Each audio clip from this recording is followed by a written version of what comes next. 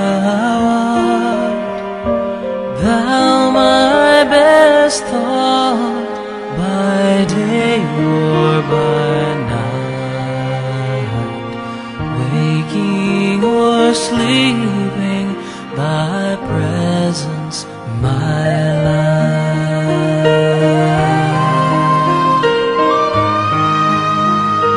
Hey everybody, welcome to Verse by Verse Bible Teaching. My name is Chris. And I am Mike. And today we're going to finish up the book of Titus. We're going to do all 15 verses of the last chapter, chapter 3, and we should be able to get through with it in about the regular amount of time. So, Mike, where should we start? Well, let's just jump right into verse 1 here, since we're going to be doing 15 verses here instead of 10. Titus chapter 3, verse 1. Remember then to be submissive to rulers and authorities, to be obedient, to be ready for every good work. So Paul here continues and expands on the ideas and themes he developed and touched on in chapter 2. We are to be submissive to rulers and authorities. For reasons we may not always comprehend, God does put rulers over us that sometimes we may not agree with.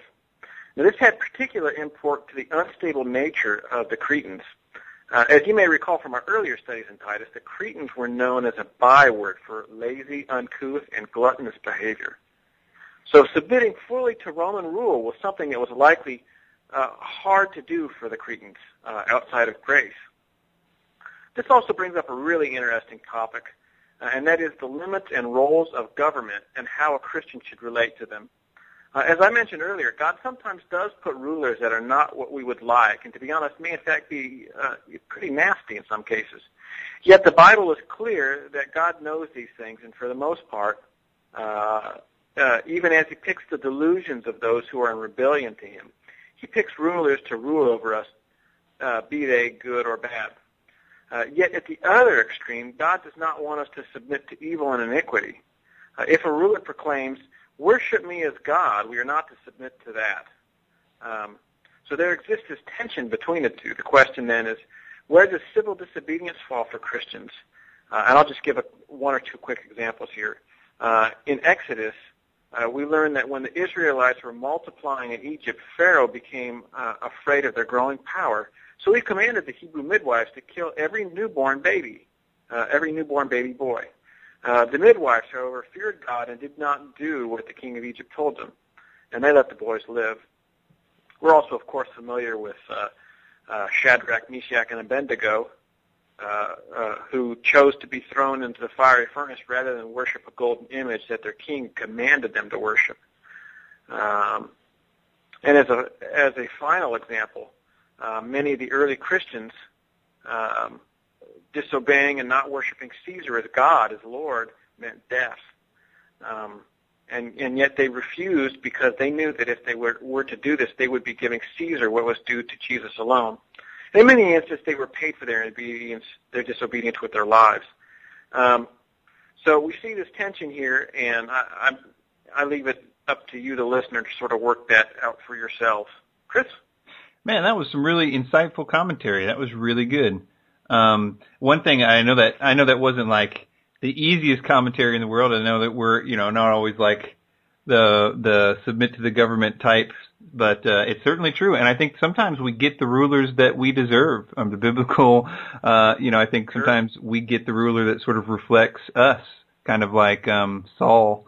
And a good example to add to one that you mentioned there is Saul's son, Jonathan, who disobeyed his father's command. So he was disobeying his father and the king when he helped David, because the order was to kill David, essentially.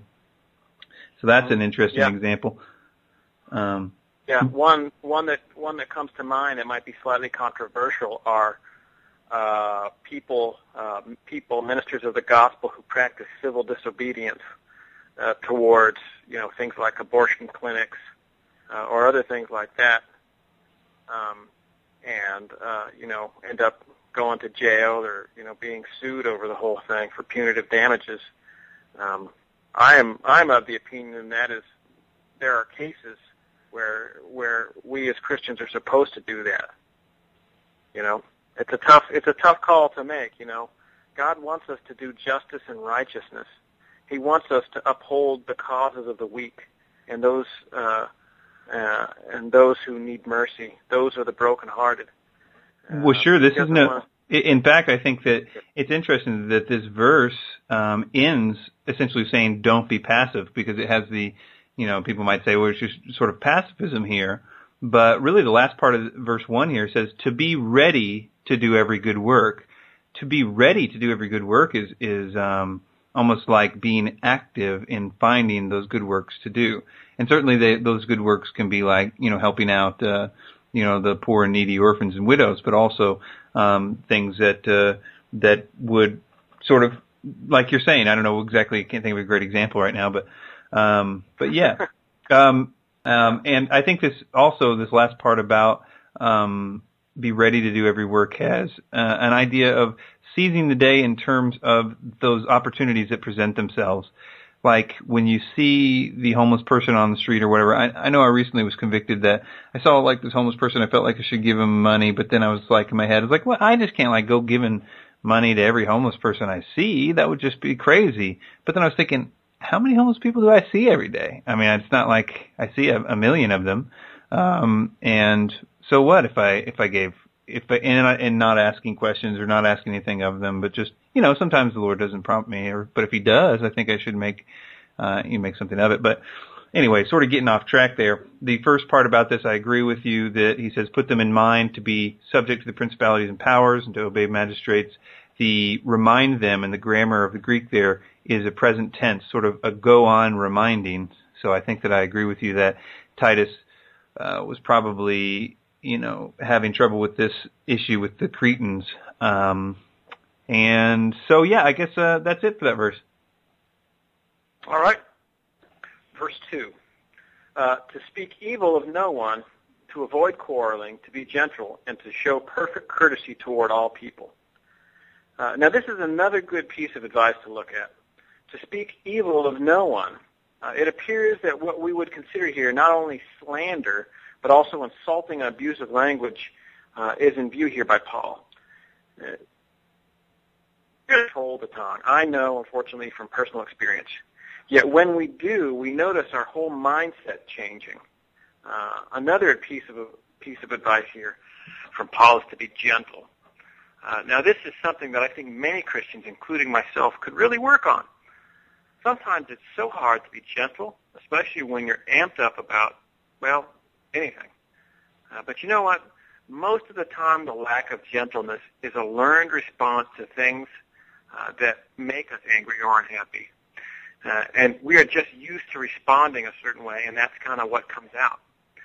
If we learn to understand that and not get upset when others do wrong to us, or not get upset when others around us are upset, we will be a long way to being more Christ-like in our interactions, in our situations. And our great example of that, of course, is Jesus, who, when he was reviled, did not revile in turn, which is what that's out of 1 Peter chapter 2. And then, of course, there's bless those who persecute you, wrote Paul in Romans, and bless and do not curse. People may be insulting and abusive in their language to us, but by God's grace, our language to them should be altogether different. Chris? That's really good, too. Some really good examples. The King James here says, to speak evil of no man, to be no brawlers, but gentle, showing all meekness. So basically, just don't be a jerk. Christians shouldn't be jerks. That sums that one up. But it describes that a little bit more clear in Ephesians 4, verse 31, where it says, let all bitterness and wrath and anger and clamor and evil speaking be put away from you with all malice. Barclay has in a section, he titles this section of Titus, the good citizen, and he goes through all the different verses here talking about how it relates to being a good citizen, which he says the Christian that Paul has in mind here. He says, a good citizen is careful in speech. He must slander no one. No man should say about other people what he would not like them to say about him. The good citizen will be as careful of the words he speaks as of the deeds he does. A good citizen is tolerant. He is not aggressive. The Greek word is amachos, which means not a fighter. This does not mean that the good citizen will not stand up for principles which he believes to be right, but that he will never be so opinionated as to believe that no other way than his own is right. He will allow to others the same right to have their convictions as he claims for himself to have his own. That's William Barclay, excellent commentator on Titus, by the way. And then finally, John Calvin says, speaking of this last phrase in this verse, which is unto all men, actually to no man, it depends on which version you're reading.